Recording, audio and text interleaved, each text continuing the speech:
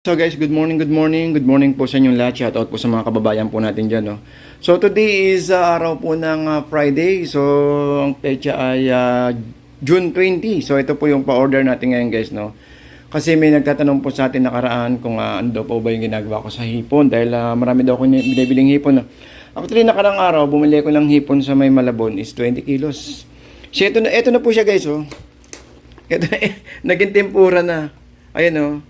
Naging tempura na, ayan po yung sauce. Ito po yung yung pinagkakaabalahan po natin kapag hindi po tayo umikot ng umaga. So ito may pa-order ako bound to Quezon City. Sa may Kings Point, yun Sa may Baysa yata, Baysa. So ito pipick upin na lang ng Lalamove to maya-maya mga 7:30. So maya-maya after naman ito iikot na ako sa Malabon or sa Nabotas. Ayun po yung pinagkakaabalahan ko. So mga nagtatanong guys, kung ano po yung ginagawa ko sa hipon. Ito po, dali, pakita ko sa inyo. Meron ako sobra dito, pakita ko Okay, so guys, ito na po yun. Ito na yung hipon natin.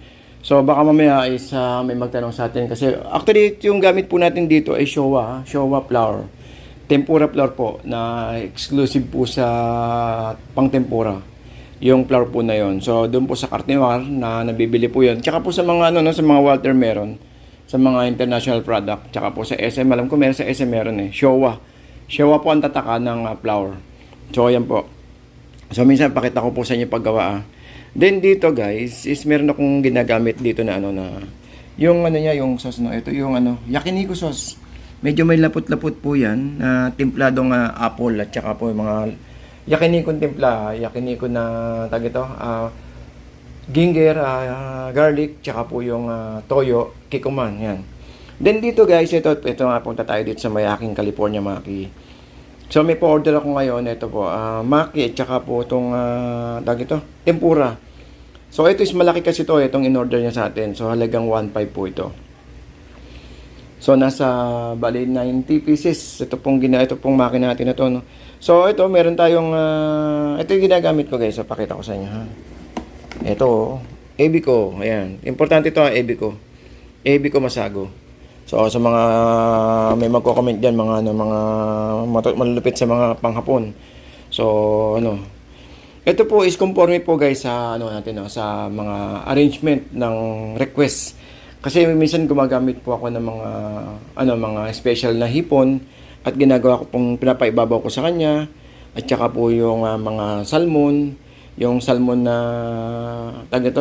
dun po sa may ko lang bibili sa may Landmark. Medyo may kamahalan po yun, yung salmon na yon, yung yung pinapapak na lang, masarap yung timpla. Smoked salmon na slice na. Conforme po sa request, may nagre-request na gano'n, kaya may kamahalan nga po yun. At saka po yun, yung itlog, at saka po yung actually maraming klase ng sushi tsaka maki, Ito po yung pinaka-common na in-order po sa atin, Ito pong California Maki. Kasi medyo pambata, alam niyo naman timpla ng California Maki. Mango, at itong avocado, po guys, pakita ko sa inyo. Mango, avocado, at saka yung crab meat. Actually, pwede niyo pong lagyan to ng etong tempura. Pwede niyo ipalaman sa loob. Ang tawag ko lang po is Dragon Maki. Kasi pag nag-arrangement po ako ng ganyan, nakapaikot dito yung buntot nakatayo yung buntot dito sa paligid. Nakaganon.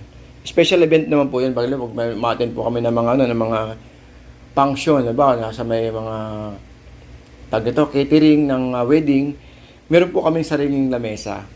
At yung pong lamesa po namin na yun, special po yun para po sa Japanese section lang. So yun, naiimbitahan po tayo sa mga bandang Quezon City.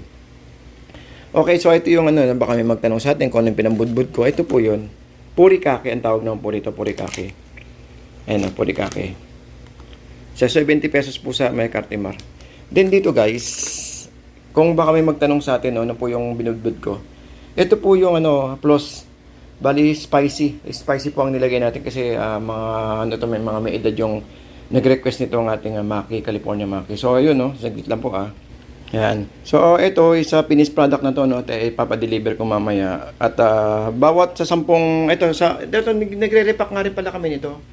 Bali ang benta po namin sa mga reseller po namin is 150 pesos. 10 piraso po 'yun. Ito indicate ko po rito yung video, yung picture para makita niyo po. yung actual ng picture ng pag binibenta po natin. Actually, pag may order po sa akin, 25 packs or 50 packs doon po sa may Paranaque. So, shoutout po doon sa may taga Paranaque, nag-deliver tayo nakarang araw. Alright, so, okay. So, bawat 10 yan, meron na po kasamang yakiniku sauce na nakalagay sa by packet. Then dito guys, ito, conforme sa inyo, ito, dito, trip ko. Hindi naman trip, kumbaga, maganda kasi lagyan to ng mayonnaise sa ibabaw eh. Gaganyan na nyo lang siya, oh. Oh, di ba? Oh, lang uy. Wala na, kinapos na ako sa mayonnaise, ha. Ito, KP ba tawag dito sa, KP, Yan, yung mayonnaise po natin. Kulang, Kasi yung maki sa loob, meron meron mayonnaise eh. Ayan. Alright. So dito, pwede yung ilagay dito, yung merong green masago, pwede nyo lagyan dito. Yan, yung green ebi ko. Pwede nyo budbud dito. Actually, maraming klase ng para gumanda yung maki natin, marami. Pero guys, mauubo naman kayo sa presyo. Dahil talaga namang umatikabo yung presyo ng natin ng mga Japanese product. So, yun po. So, guys, ito lang po, sinare ko lang sa inyo. At baka mamaya, merong may gustong order or may mga birthdays, nagbibigay po kami ng hindi nagbibigay, tumatanggap po kami ng mga pa-orders like mga birthdays, minsan may wedding kami tinatanggap, malakihan, maramihan. Pero kahit na birthday, isang ganito, meron po kaming presyong 1,000 pesos na maki, tsaka 1,000 pesos po na tempura. So, ang pinupush po namin ngayon ay tempura. So, pwede po kayong order ng isang ganito. Is 1,000 pesos lang po. Yan. Ito marami to, malaki to. Itong in-order po nila. Kaya nag-range po ito ng 1,500. Yung medium size lang po, ang laman po niya ay ang laman po niya ay 50 pieces na maki. Na tempura. Ang halaga po nun is 1,000. Pero kung pwede naman pag-usapan yung presyo. Ganun lang po yun, parang tumpukan na napag-uusapan natin yung presyo, lalo't birthday, no? Okay, so guys, hanggang dito lang pinext ko lang sa inyo, yung aking ginagawa. Okay, so good morning. Good morning po sa inyo lahat. Shoutout po sa mga kababayan po natin dyan. And happy Saturday morning.